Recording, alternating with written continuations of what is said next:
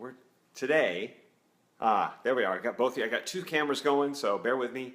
Talking about why did the Biggest Loser participants have lower than normal metabolisms after all their weight loss, right? So they lost all that weight, they lost about half their body weight, right?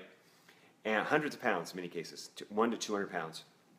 And when they tested them after the contest, there was a big deal in the New York Times, a big study about this, but they were, on average, had 300 to 400, they were burning 300 or 400 calories less per day than other people of their same weight.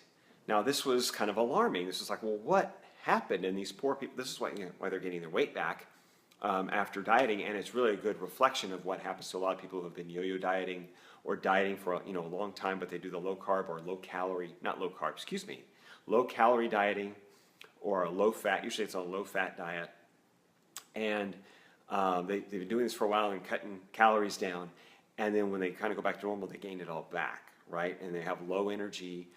So they were really, there's a big write-up about this, and the little research they did into it was very inconclusive. They really couldn't figure out why. And I had the benefit of listening to a man named Dr. David Ludwig, who is an MD, endocrinologist, PhD, researcher. So he researches endocrinology and why weight loss and why our bodies respond to food. And that's his whole thing. And he explained this pretty well. I thought it's the best explanation I've heard, and actually did a study I'm going to tell you about that demonstrates it maybe in a different light. So basically what happened is they were all on low-fat diets for the most part, and they cut their carbs back at times as well, but they're pretty much on a typical low-fat diet. They're doing what? 6, 7, 8, 9 hours of exercise a day sometimes, with some pretty aggressive trainers shouting in their face. So they were doing a lot of work. They were eating low calorie and low fat. So that's a lot of stress. And yes, it took the weight off quickly, which is what you needed for TV and for dramatics, and to lose 100 plus, maybe 200 pounds in a year or in a season, right? But they put their bodies under a lot of stress, and so you have a set point. So our brains think about how maybe you've gained weight or lost weight, and then your body tends to, if you kind of let off the gas a little bit, it kind of heads back to that same weight. So whether you tried to gain weight through muscle or lose weight, and your body tends to go back to the same weight, you kind of have a set point where your body likes your body weight to be. And if you've been there a while, that's kind of where it is. It's hard to move off that set point. So their brains kind of got in this mode from all that extreme dieting and extreme activity. It was kind of like freaking out. It was like in this starvation type of mode where you knew it wasn't getting enough calories, okay, or as many calories as it was used to. Body weight's dropping quicker than ever before, and they're down at a weight many times they haven't seen in over a decade, okay, sometimes 2 decades. Brain wasn't ready for it, didn't adapt to it, and so it was slowing itself down, slowing down its metabolism. That's where your metabolism is regulated, okay? And it was thinking, okay, I'm starving, I have to lower my metabolism to gain this weight back. And then they come off of this show, they're no longer doing 8 or 9 hours of exercise, right? Their diets might be a little less regulated and regimented, and they might be a little more relaxed with it, but they're certainly, most of them, I would guess, not doing a low-carb diet. They're probably trying to do a low-fat diet, maybe a little dieting, but they're probably going back with their buddies, having a couple beers, having some pizza now and then, just much more of a relaxed diet.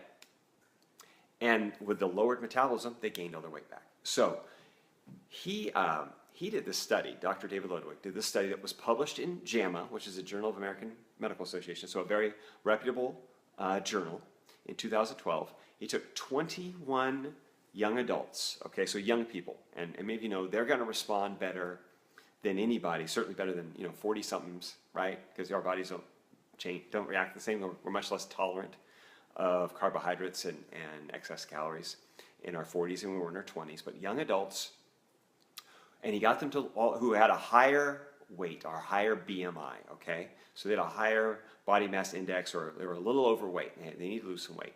So got all 21 to lose 10 to 15% of their body weight, okay? And then he put each of them on a different diet for a month, okay, and was measuring their metabolism and what was going on in their bodies, all their markers. During each month, they checked, they had a different diet. So one month was a low-fat, normal or higher carb diet, but maybe try and do some low-calorie stuff. But basically, they'd already lost their weight, and they're doing low-fat, normal carb. Then they had a more moderate Mediterranean, which had a little bit more of a balance of fat and carbs and protein. And then they had a low carb, high fat diet that they monitored for a month.